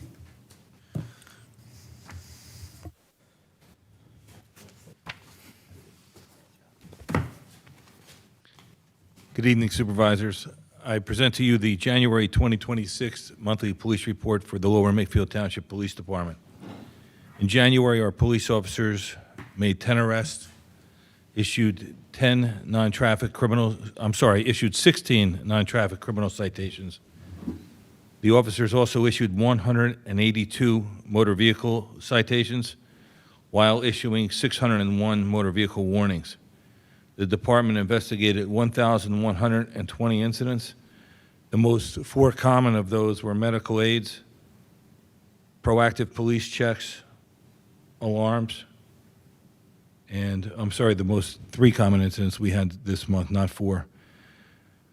We investigated 42 motor vehicle accidents, 6 involving deer strikes, and 9 of which were reportable. So that means that 20% were reportable, requiring a tow, and 80% were not. Our co-responder served 10 clients in January, and with those 10 clients had 23 encounters. And that concludes my report. Thank you very much. Does anybody have any questions? Just a small one. I've noticed in the reports lately just incidents of license plate thefts.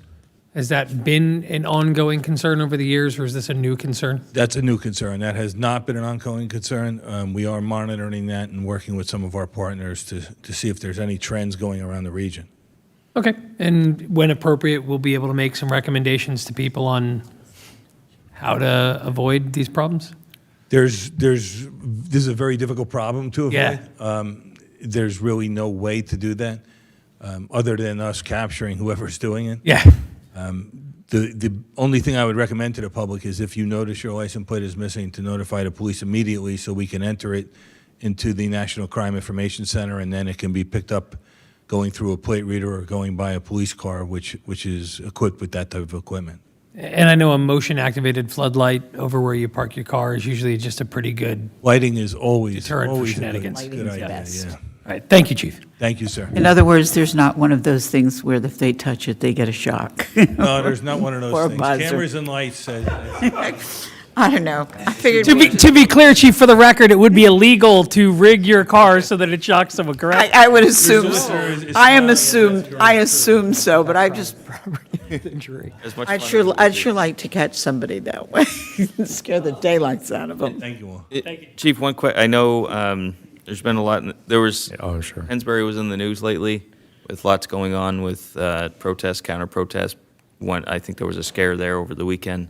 It sounds like since we are part of Pensbury, I know Falls Township gets a lot of the calls when it's the high school, but has our department been involved?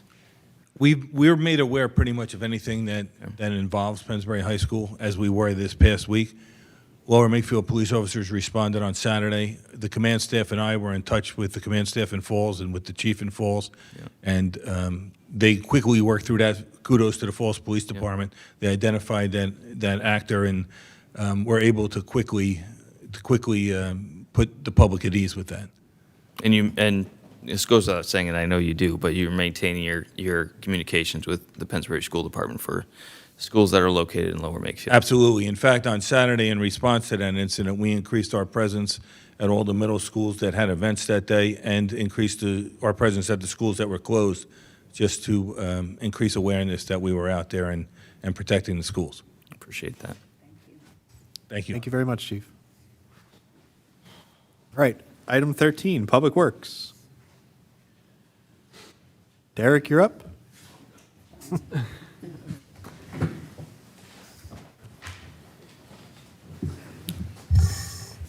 Good evening, Supervisors.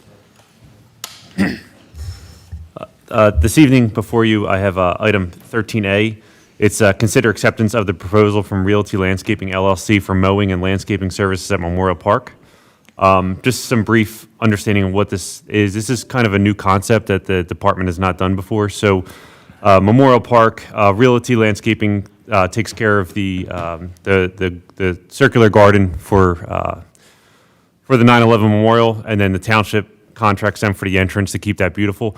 I'm looking this year to actually give them all the grass cutting of there. So right now, or the summer months, we basically employ a full-time employee up there all summer to cut grass with summer help. So we spend a lot of money with staff just to cut grass up there. So I want to try it this year. Realty Landscaping, this is probably a cheaper alternative to the township. I mean, obviously it costs money, but it's going to free up a staff member. So we want to try it this year as a one-year test run to see how they can maintain the facilities for us up there. All right. Is there a motion? I move that we, I move that we accept the proposal from Realty Landscaping LLC for mowing and landscaping up at Memorial Park for this year as a tryout. Second? All right. With that, is there any questions from the board? Derek, did I miss the contract value? Hold on. It's in there. It is in there. Is that it? Yes. I'll do the 35. Or it's 12 plus 35. 12 plus 47,000, I'm not good at, or 40, yeah. Let me do some math there. Whatever those two add up to, yeah, 48-ish thousand, yep. Making sure I'm looking at the right line. Correct, and it's a per kite frequency, so it's a weekly cutting. So again, if we go into a drought, they're not going to bill us, so that's what's kind of nice. Whereas, obviously, if you have a full-time staff member, we're paying them. So we're going to basically reallocate that full-time employee to another park to kind of keep up other facilities at a little higher level than we could do. But this wasn't in the 26. This is not a budget expense for 2026. Oh, That is correct. Do you think we'll be able to? We can Cover it absorb it within budget? under the Parks and Rec, because this is a Parks and Rec item, yeah. so it'll be absorbed under the Parks and Rec Department fund balance, yes, Okay. correct. So we'll be, okay. So if we add stuff, but we can still pay for it, I'm good with that. All right, so any questions from the public? All right, with that, I will call the motion. All those in favor? Aye. Aye. Opposed? Motion carries 5-0. Thank you. Item 13B is consider acceptance of the engineering, design, permitting, bidding, and construction management inspection proposal for the installation of a rapid flashing beacon on Big Oak Road at its intersection with Fern Drive and Bundy Drive. This cost proposal for the engineering-related items discussed is a total of $43,000. Some information about this project, and Dave, I don't know if this has to go back to, again, the Regency, the set-aside funds that were put aside for Regency. This is, I guess, was almost requested in a way by traffic needs of the residents in those communities for crossing Big Oak and Bundy and Fern. If the board so recalls, safety work was done years ago to improve safety with the islands and the bump outs. So this would almost be the next step. We did that. It's helped, but there's still some more improvements that could be done there. So this would almost take it to the next level. And this is all paid for by the set-aside funds? Yes. So again, depending on what construction cost comes in, Pannoni, if you see in the proposal, they're estimating construction total with construction $192,500. The fund has currently in it, Mega confirmed it this morning or this afternoon, $162,511 left in that fund. So depending on construction costs, we could be at a net delta of $43,000 that we would have to supplement from another fund. How much have we spent on various improvements to that area? We've done a lot there. Yeah, I don't know the specific dollar amount. Again, as you're aware, they were obligated by virtue of a settlement agreement between parties to be used within that geography. So it's not, they're not available for general use outside of that geography. So whatever the total amount of those settlement funds were that were paid is what. Before your time, Yeah. there were lots of folks coming to this board asking us for help on various things. Sure. John has probably the most history with it. Yeah. There's the old Oxford Valley Road. There's that connection. There's the crosswalk stuff. There's that 5 acres of park there that they wanted. There's the lighting issue that John and I dealt with late at night. What else was there? The mold, John, that you were, I know that was one of your things that you're helpful with. The red. No, it wasn't ours, but it was the red slime. Helping with It the was issue. Toll Yeah. Brothers It mold. was Toll Brothers red Yeah. slime or something. So is this the last thing we have to do? Because there's, Yeah, so we would expect that, again, that in that restricted fund, this project will take us through the remainder. As Derek mentioned, there may be a delta between what's remaining in the fund and what the actual cost of the construction is. But as it relates to tonight's activity, again, you're not committing to anything other than the design and permitting work associated with an improvement. so when this is the other thing I wanted to know. When we exhaust the funds, which this ultimately would do. Could, yes, Could correct. do, yeah, right? Will do, likely. Well, yeah. Likely, right? That means, are there any other projects out there that we're obligated to do over and above this? No. So this would. And this one's not even, it's not obligated in the sense that it's specifically defined. It's Right, just. but the spending of the money is. Correct. Okay. Correct, yes. All right, so I just Yep. want to make sure, because we've been doing this for years now. Okay. Yeah, on this one, was this a specific request from the residents of Regency 1 and 2, or was this part of our follow-up due diligence? It was initially brought to our attention, and then I mean, you can. Yeah, I would say probably the residents always had concerns with crossing Big Oak. Yep, yeah. And I would say, again, it was kind of before me, was the first step was that safety improvement with the bump outs and the islands to get, more crossings. Yep, yeah. I believe the residents always wanted, whether it's a signal or flat, like. Yeah. So in my opinion, they probably tried the cheaper option first is the bump Yep, outs. yep. And so we have funds left. It makes sense. Pannoni feels it's warranted to a certain degree. So it's our I mean, we have the money, mostly all of it there, so we should install it. Yeah. This might be the first time we do anything there, though, where we don't have a lot of representatives from the community coming here and telling us what we should or shouldn't do.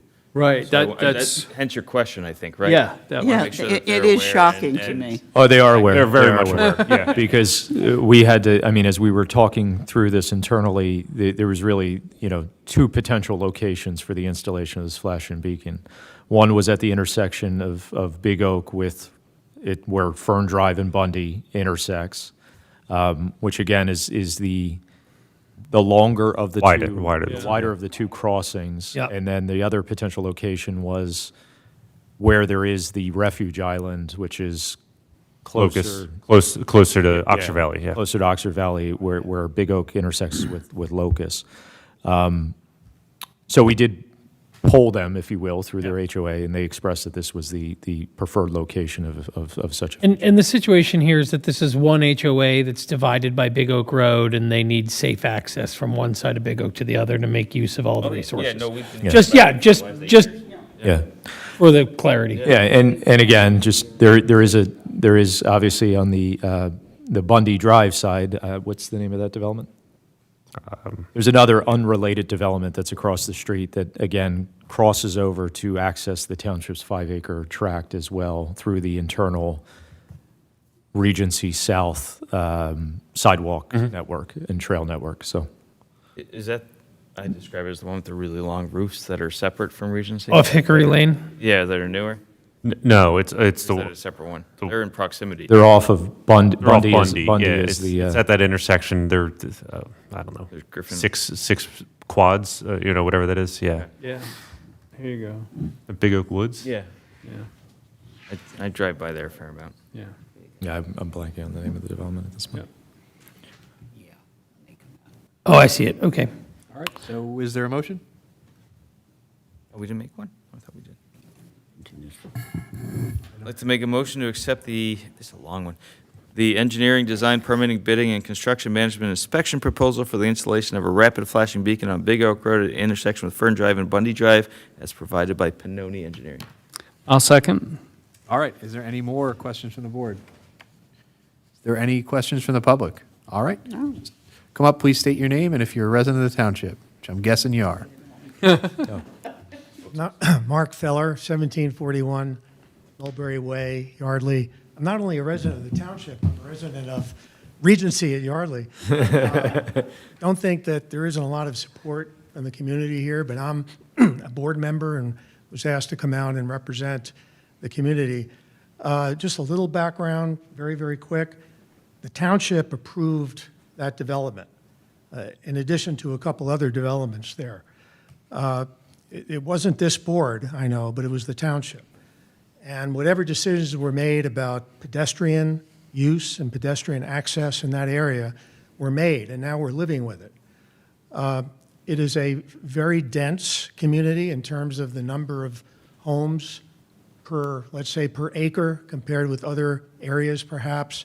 We're paying a lot of money in taxes, so I know you always, of course, have to think very hard about expending significant amounts of township funds, but we are paying a good deal of money in taxes, and I hope you appreciate that. So we very much appreciate that you are willing to proceed, or hopefully you will when you vote, with evaluating this proposal, getting bids, et cetera. There's another issue that we've discussed about general street lighting at those intersections, that maybe there'll be an opportunity a little later to take that into account because they're very dark for cars trying to turn into that community. But we obviously strongly support the approval of this motion at this time. Thank you very much. Thank you. Thank you. Thanks. And the lighting issue is at least contemplated in some fashion, Mark, in the, I'll say the concept that's outlined in the proposal. Is that correct? Yeah, it would be similar to the one over wherever my direction is. Yeah, with the overhead arm mast, there would be luminaires on top. Correct. You're talking about lighting, not traffic lights, correct? Correct. Correct. Street lighting. Street lights. Street lighting. Yes, Yeah, correct. yeah. Yep. All right, with that, I'll call the motion. All those in favor? Aye. Aye. Opposed? Motion carries 5-0. Thank you, Derek.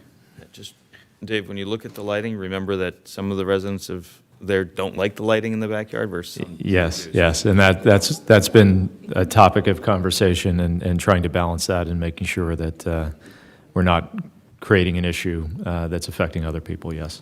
All right, item 14 is our solicitor's report. I will turn it over to our guest solicitor for the evening. Yeah, thank you. Andrew Griffin from Curtin and Hefner. I'm here covering on behalf of Maureen Carlton.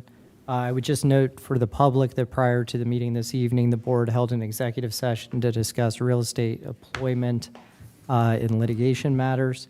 On my solicitor's report, I have 3 items.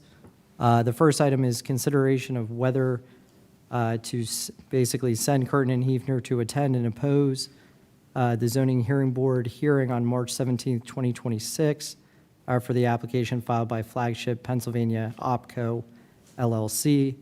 The application's for a proposed car wash at 1675 Langhorne Yardley Road, which is the former CVS property. Mr. Chair, I move that we authorize Curtin and Hefner to attend and oppose the zoning hearing board meeting on March 17, 2026 for the Flagship Pennsylvania's OPCO LLC, the proposed car wash located at 1675 Langhorne Yardley Road at the former CVS property. Second. I second. Third, fourth, and fifth. All right, I have a second through fourth. Any questions from the board?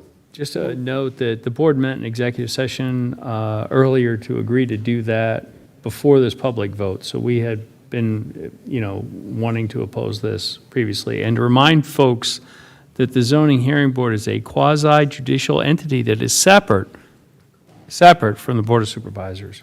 Yes. So I was going to do this as part of my supervisor report as the zoning hearing board liaison, but this is probably the better time to do it because people are paying attention to this item. We have been receiving your emails and petition items. However, as Supervisor Lewis just said, we can't do much with those as we are not the zoning hearing board. We're the Board of Supervisors. So if you want your opinion heard and your concerns heard, please attend that meeting. Tell the zoning hearing board how you feel. And if you want party status, let them know. But we cannot forward your emails, let's say, or anything like that saying, letting the zoning, they may come to our meetings and give us their opinion on things. Their solicitor may email us requesting things.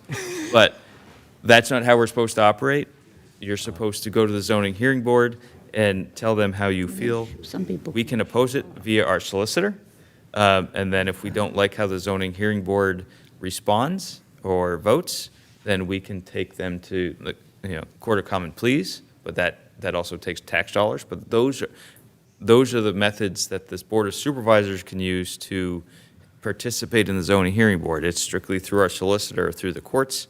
It is not one-on-one. It is not forwarding emails that we get from residents.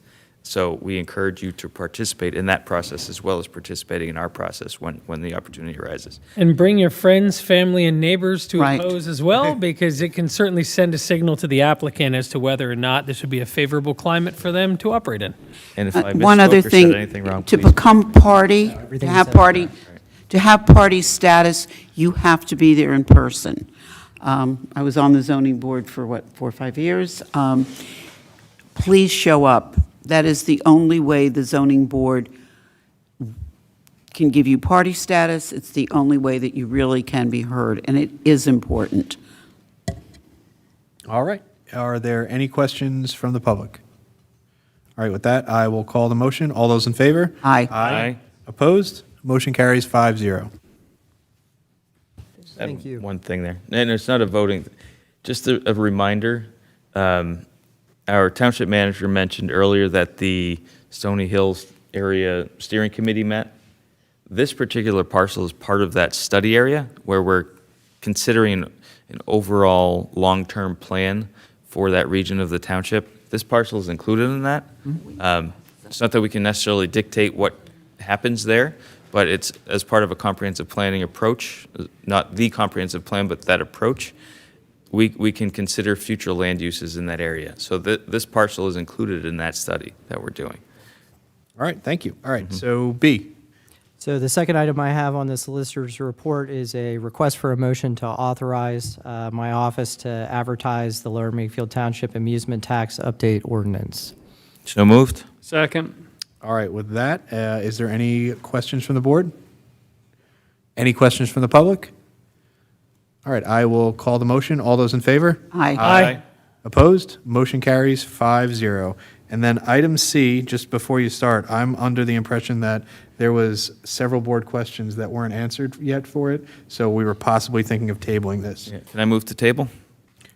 I'm not going to set a Yeah, just date, so everybody knows, this is the authorized advertisement of the Renewable Energy System Zoning Ordinance. There was just a lot of open questions that we haven't gotten answers to, so we didn't want to go through advertising and waste any money on that. I'll second the motion to table. All right, with that, the motion is tabled, and thank you very much, Andrew. Yeah, thank you, and we'll work to get you answers on those questions. I'll make Marina. No worries. That concludes my report. All right, thank you. All right, number 15, supervisor reports. I'll go first. The EAC and the Disability Advisory Board both met. I attended both meetings. The EAC has a lot of things that they're looking forward to doing this year, and they just did the presentation, so thank you very much for them to that. And same with the Disability Advisory Board. They have a lot of things that they're reviewing and working on this year. So that is my report. Supervisor Lewis. Yeah, only one note. The Planning Commission met, I guess it was last week. Things blur. Couple elements. The lot line that was approved was also approved by the Planning Commission. There was also a review of the Renewable Energy Systems Ordinance where some questions are still being worked through. That's all I have for a report right now. Thank you. Supervisor Coyle. Dave, please extend the thanks of the Farmland Preservation to staff for helping with their annual letter, notifying neighbors of the impact of living near an active farm. Will do. We love Will that do. we have them here in the township, but there's things you got to know. Yeah. The Historical Architecture Review Board met to make some recommendations on the construction projects going on at the Point. Happy to see some progress there and a historic structure that will be in some way preserved. The Historical Commission, small item that we talked about earlier with the application for the Register of Historical Places for Thomas Janney. So thank you to all of them for all the hard work they've done there. Human Relations Commission has reorganized, and soon enough we're going to need a new student representative. So if you know a student that is a student who lives here in Lower Makefield Township, who's a teenager and wants to bolster their college resume, the Human Relations Commission is looking for a friend. And the Patterson Farm Master Plan Invitation Committee has started meeting to get to work on making recommendations of how we can best utilize all those grant funds. So a lot of good work across the township by these committees this past month. All right. Thank you. Supervisor Reese. Yes, both Golf Committee and a Mercer Airport Review Panel will be meeting next week. Parks and Rec is working on some reorganization because we've changed how we're doing, where they report. Is that a good way to put it? So they are working on that, and that's all there is to report. All right, thank you. Supervisor Grenier. All right. The Emergency Management Committee hasn't met, but we're looking to schedule a meeting for the spring pretty soon. More to come on that. I already mentioned the Steering Committee and Zoning Hearing Board, in addition to encouraging folks to attend and make their opinions known. They also met this past yesterday, and looked at your typical impervious surface items. One of the items that was interesting is when we look at impervious surface and mitigating for impervious surface overages, there's typically some sort of structural BMP, as we call them, that are required for that. Just the planting of a couple extra landscape trees doesn't usually fly, because. But again, people still continue to try to do that. And the zoning hearing board let them know that that wasn't something that they would accept, so it was interesting. Otherwise, that is my report. Thank you. All right, we'll move on to 16, other business, and we have no other business this evening. 17, appointments, reappointments to boards and commissions. Mr. Chair, I'd like to move that appoint Eric Stark to the 9/11 25th Year Remembrance Committee. Second? All right, with that, is there any questions from the board? Any questions from the public? All right, I'll call the motion. All those in favor? Aye. Aye. Opposed? Motion carries 5-0. Mr. Chair, I wish to appoint Jody Smith to a full member status on the Disability Advisory Board, and remember, there are also vacancies, so if you're interested in that committee, you should definitely join as well. Sorry for the additional. Do we know how many? There are two. Okay, the website doesn't show any, that's what Okay. I'm curious about. Okay, So this is, I need a second for appointing. Okay. All right, any questions from the board? Any questions from the public? All right, with that, I'll call the motion. All those in favor? Aye. Aye. Opposed? Motion carries 5-0. Number 18, additional public comment on I was going to do one more. Oh, I'm sorry. Back Unless it up. you- Yeah, sorry. no, go for it. I wish, Mr. Chair, I wish to appoint Elizabeth Quigley to the Environmental Advisory Commission. Second. So here's a question on that one. She was appointed as an alternate member. This makes her year- full. In 2025. Okay. Again, looking at the website, there are no, I didn't see any open positions on the website. So that's what I was trying to figure out is Oh. whether or not. Because we interviewed her in the spring, Yeah. early summer. Okay. Yeah, we were looking into that. Oh, okay. So, So, you may want Mr. Chair, Yeah, I'm looking into it. Mr. Chair, I wish to apologize for withdraw that. my motion, although I thought I was right to do so, but we'll check on that. Yeah. As did I think you were right to do that as well. You were but, probably right, it's just not showing on the website. Okay. And we don't have a spreadsheet that shows us otherwise, right, handy. I we would will save that probably for a save later that. date. Okay. save that for a later Yeah, just meeting, yep. just to clarify. We don't And want- Ms. Quigley, if you're watching from home, please don't worry, we'll get to. We'll get to the bottom of it. All right, so with that, I'll move to item 18, additional public comment on non-agenda items if needed. Is there any additional public comment? Anyone on the phone? No online. All right. And to number 19, my favorite of the evening, adjournment. Everybody have a great night. Thank you. Thank you.